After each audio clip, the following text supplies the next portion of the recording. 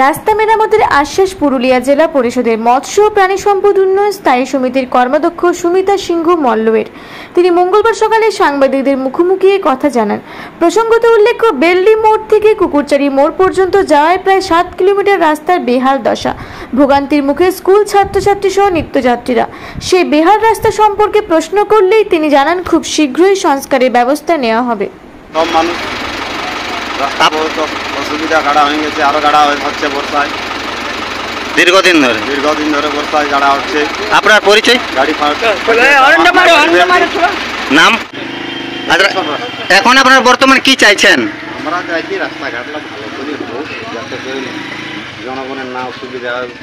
আর কি বলবো, যাতায়াতের সুবিধা হয়ে যাবে। আপনার পরিচয়? আমার পরিচয় স্থানীয় এই মোড়ের বাসিন্দা।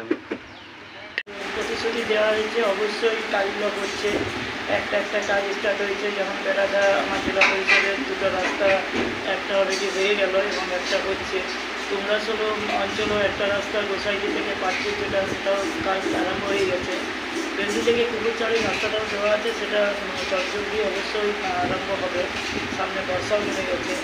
আমার বড়বাজার এলাকাতে অনেক কাজ দেওয়া হয়েছে। আমার 4টে জেলা পরিষদের যে অঞ্চল আছে প্রায় কাজ সব এলাকাতেই চলছে।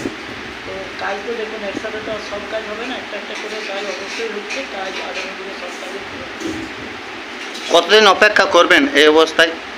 সামনে তো বর্ষা, এই বর্ষাটা পার হয়ে গেলে দুর্গাপূজার আগে একটা আমরা রিপেয়ারিংয়ের চেষ্টা করছি, যাতে মানুষজন আসা যাওয়ার অসুবিধা না হয়। সেইটা আমরা করবো, অলরেডি হয়েও দেওয়া হয়েছে। আমরা চটজলদির মধ্যে এই কাজটা